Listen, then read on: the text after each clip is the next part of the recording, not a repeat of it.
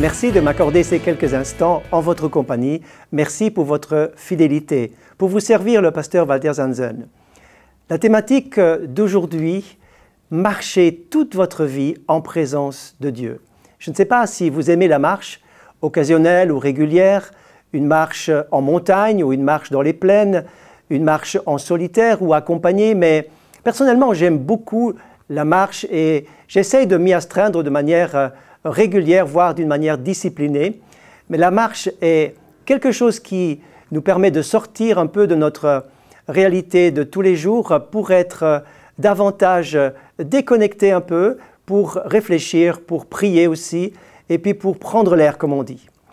Je voudrais vous parler aujourd'hui de quelqu'un qui a marché avec Dieu, et nous trouvons ce personnage dans simplement 2 versets dans le livre biblique du livre des Hébreux, au chapitre 11 et au verset 5.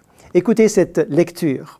« C'est par la foi que Hénoch fut enlevé pour qu'il ne voie pas la mort, et il ne parut plus parce que Dieu l'avait enlevé, car avant son enlèvement, il avait reçu le témoignage qu'il était agréable à Dieu.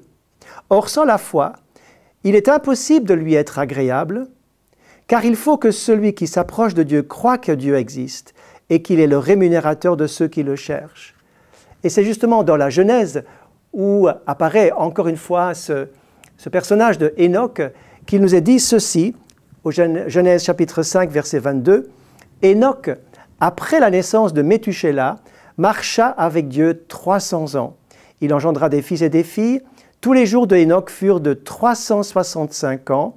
Hénoch marcha avec Dieu. » Quel témoignage, si court, si simple, marcher avec Dieu. Et mon souhait, ma prière et la thématique, j'aimerais développer en quelques mots, marcher toute votre vie en présence de Dieu, dans son intimité, dans sa présence, avec sa bénédiction, sans le perdre de vue. Nous allons apprendre quelque chose donc de la vie de cet homme Hénoch qui vécut en tout et pour tout 365 ans. Un âge respectable, mais ce chiffre nous fait penser au nombre de jours dans une année.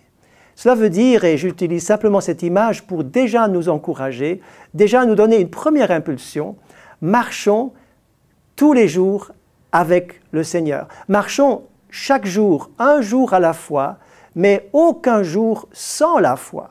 Marchons toute notre vie, jour après jour, en présence de notre Seigneur, du Seigneur et de Jésus, son Fils, avec la puissance du Saint-Esprit.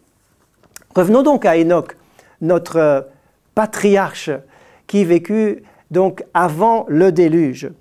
Il nous est dit qu'il a été agréable à Dieu à cause de sa foi. Car, voyez-vous, sans la foi, il est impossible d'être agréable à Dieu. La parole de Dieu dit que si on veut s'approcher de Dieu pour croire en lui, et qu'il est le rémunérateur de ceux qui le cherchent, ces 2 mots, s'approcher et chercher, font partie intégrante d'une marche dans la foi, d'une marche dans la confiance. Confiance veut dire adhérer à et croire ce que Dieu dit. Hénoch était cet homme qui avait cette confiance. Il était appuyé sur son Seigneur.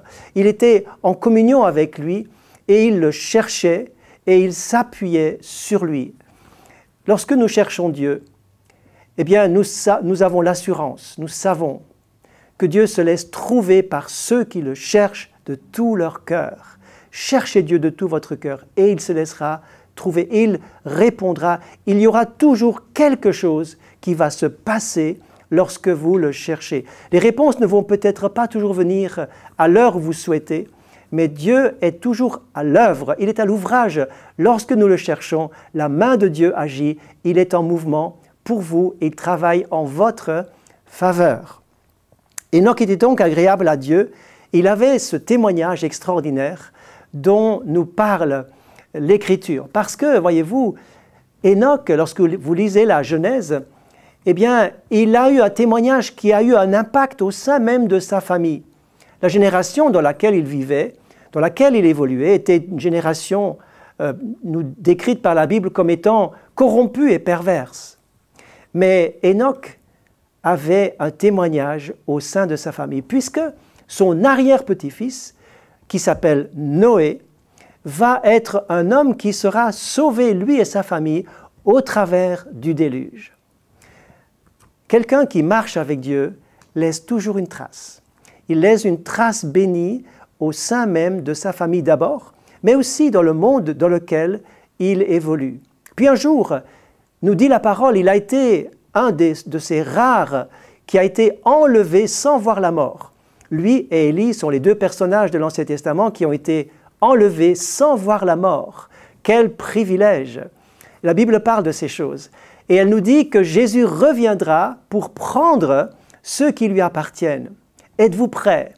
Enoch était prêt, et lorsqu'il a été pris par le Seigneur, eh bien, il a été cherché. On a cherché Enoch. On s'est posé des questions, on a dit, mais où est-il? Où est passé Enoch? Est-ce que quelqu'un l'a vu? Il y avait cette effervescence à cause de son absence. Je vous pose une question. Pourquoi est-ce qu'on vous cherche?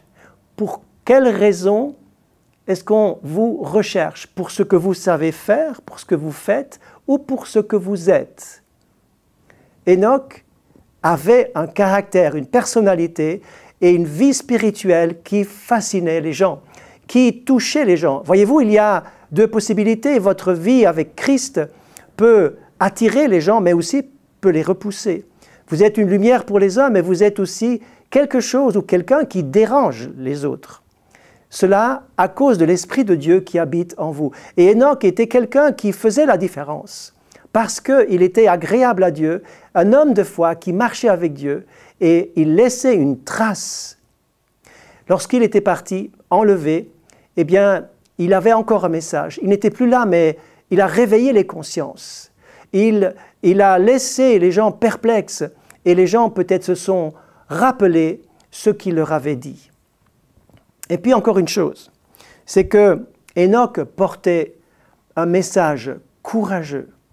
Un message courageux parce que, dans un sens, il était crédible, nous l'avons dit, il avait un témoignage qui portait du fruit et qui était en adéquation avec sa vie et sa parole. Mais il était aussi courageux parce que dans ce petit livre biblique qui s'appelle le livre de Jude, eh bien, nous trouvons dans ce seul chapitre, au versets 12, 13 et 14, nous voyons de nouveau apparaître cet homme particulier, Enoch. Il nous est dit que Enoch marchait avec Dieu, bien sûr, et il avait ce message d'espérance. Ce message d'espérance parce qu'il voyait tout à coup, dans une révélation, alors qu'il prêchait sans doute sa foi ou qu'il témoignait de sa foi, il avait une révélation, celle du retour de Jésus et aussi du jugement à venir. Il avait le courage de parler de sa foi, mais aussi de remettre les gens en question. Il parlait du jugement en disant « Chacun d'entre vous devra rendre compte à Dieu un jour. Préparez-vous ». Et c'est un peu le message que je voudrais également laisser en disant « Marchez tous les jours avec Dieu ». Parce que votre témoignage, votre message, votre vie laisse une trace, elle est crédible si vous marchez dans la proximité avec le Seigneur. Et puis, soyez audacieux, soyez courageux pour dire toute la parole de Dieu.